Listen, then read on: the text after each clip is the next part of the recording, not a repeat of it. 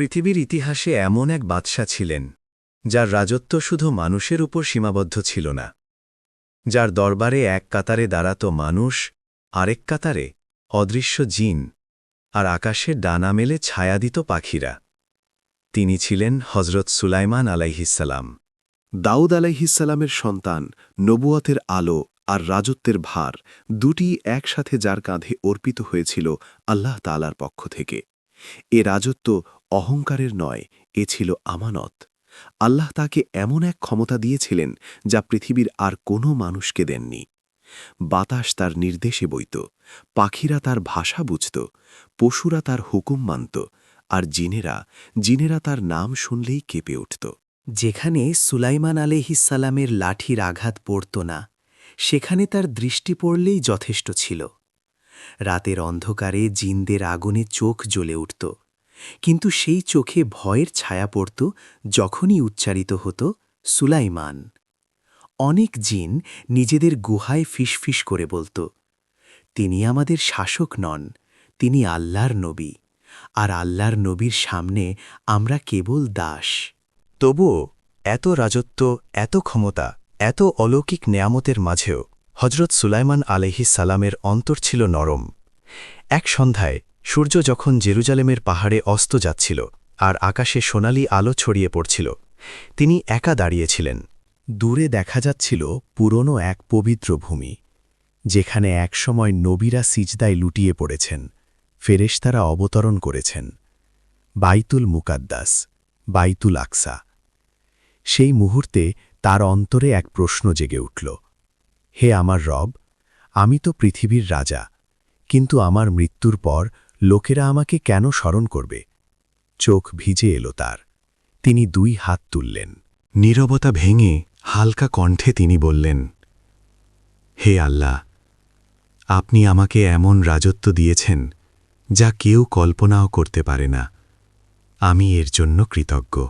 একটু থেমে গভীর শ্বাস নিয়ে, কিন্তু হে আমার রব, আমি এমন কিছু করে যেতে চাই যা আপনার সন্তুষ্টির জন্য, যা আমার পরেও মানুষ স্মরণ করবে আপনার ইবাদতের ঘর হিসেবে। চোখের পানি মাটিতে পড়ল। হে আল্লাহ, আপনি যদি অনুমতি দেন, আমি আপনার পবিত্র ঘর বাইতুল আকসা পুনর্নির্মাণ করতে চাই। আকাশ যেন থেমে গেল, বাতাস নিস্তব্ধ। তারপর আল্লাহ সুবহানাহু ওয়া তাআলার পক্ষ থেকে নবীর অন্তরে নেমে এলো প্রশান্তি, এক অবর্ণনীয় অনুভূতি। তিনি বুঝে গেলেন দোয়া কবুল হয়েছে। আল্লাহ তাআলা তাকে অনুমতি দিলেন। এই কাজ শুধু নির্মাণ নয়, এটি হবে ইবাদত, এটি হবে ইতিহাস। সুলাইমান আলাইহিসসালাম মাথা নত করলেন। আলহামদুলিল্লাহ, কণ্ঠ কেঁপে উঠল। এই মুহূর্তেই তিনি সিদ্ধান্ত নিলেন, এই কাজে তিনি পৃথিবীর সমস্ত শক্তি ব্যবহার করবেন, কিন্তু অহংকার নয়, বরং আমানত হিসেবে।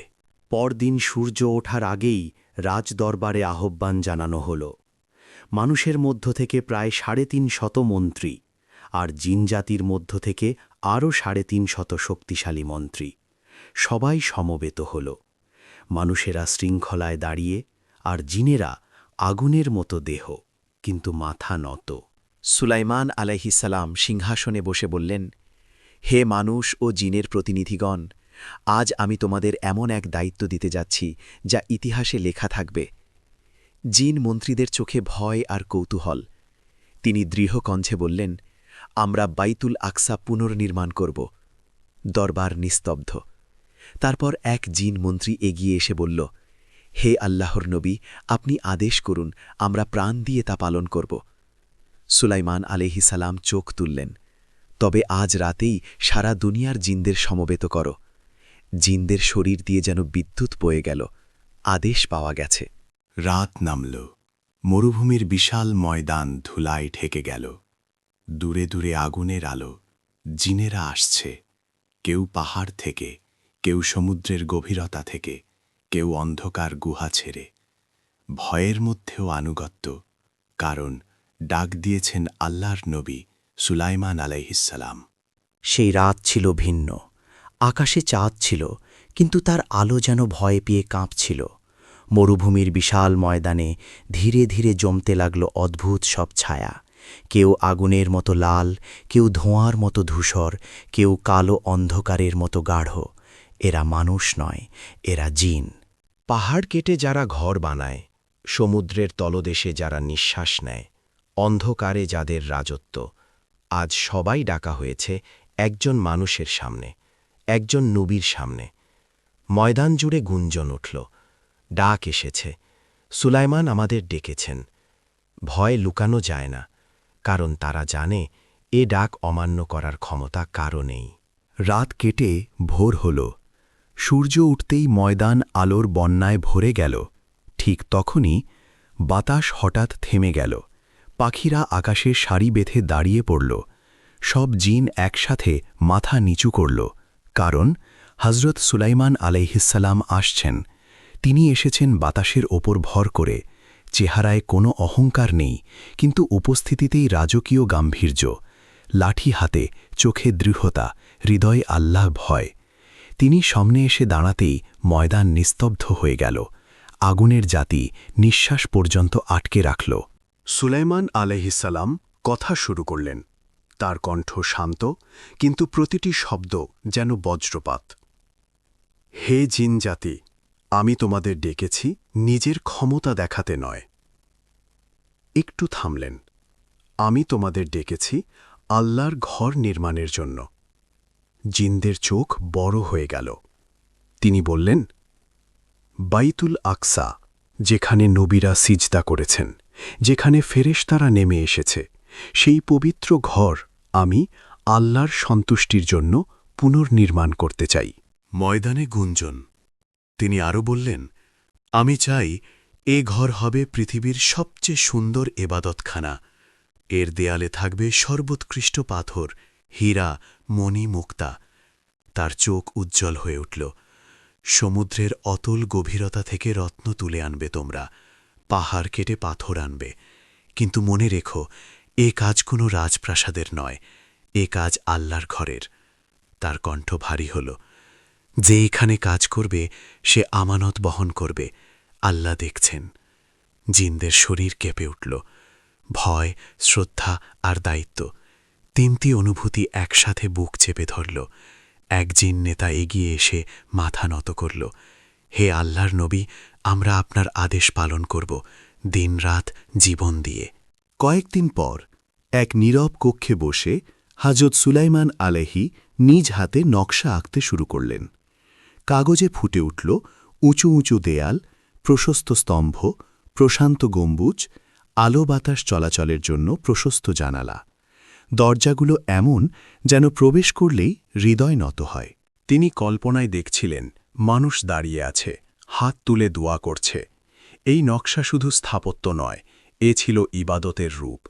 নকশা শেষ করে তিনি জিনদের ডাকলেন, এভাবেই কাজ করবে।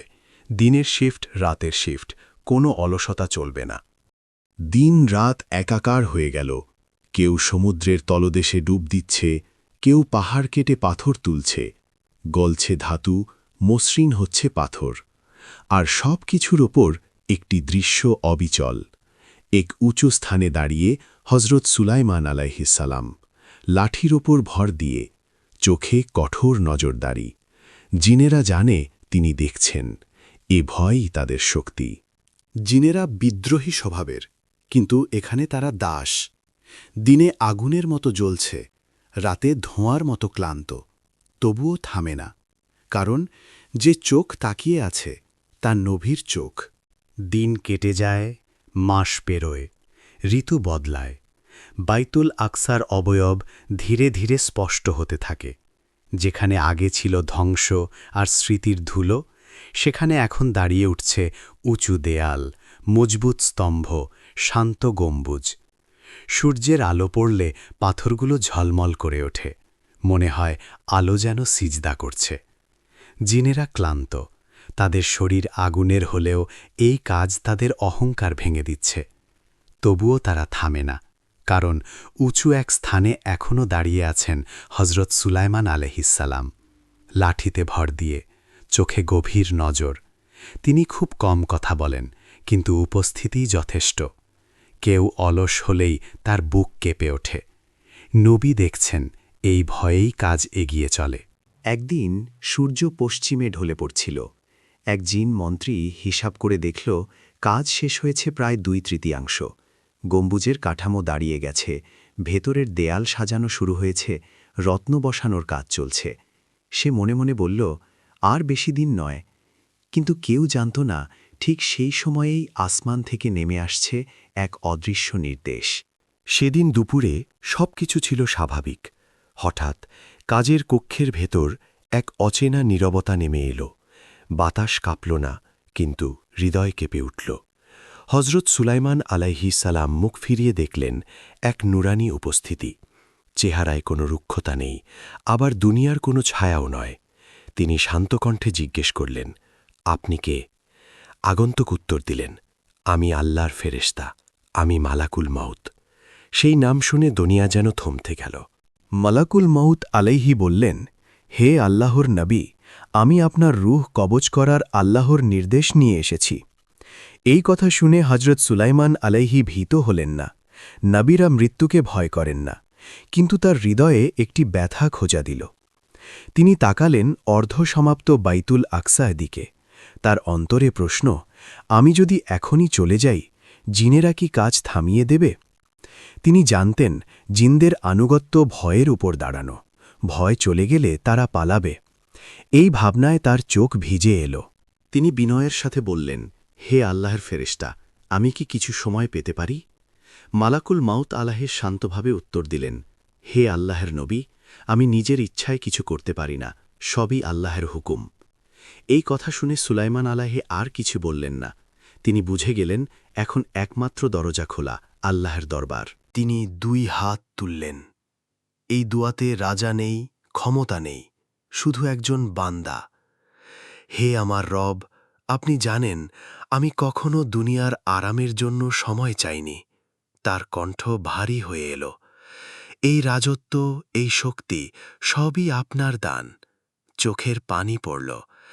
হে আল্লাহ, আমার একটাই অনুরোধ, আপনার ঘর বাইতুল আকসা যেন অপূর্ণ না থাকে। তিনি থামলেন। আমি চলে গেলেও আপনি যদি চান এই কাজ সম্পূর্ণ হোক। আসমান থেকে শান্তির বার্তা নেমে এলো। আল্লাহ সুবহানাহু ওয়া তাআলা তার নবীর আবেদন কবুল করলেন। অন্তরে ইলহাম এলো, হে সুলাইমান, এই ঘরের কাজ আমার জিম্মায়। তুমি চলে গেলেও এটি পূর্ণতা পাবে।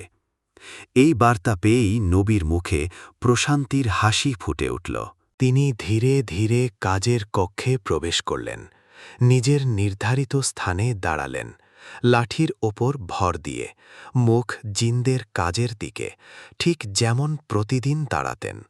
মালাকুল মাউত আলাইহি নীরবে এগিয়ে এলেন।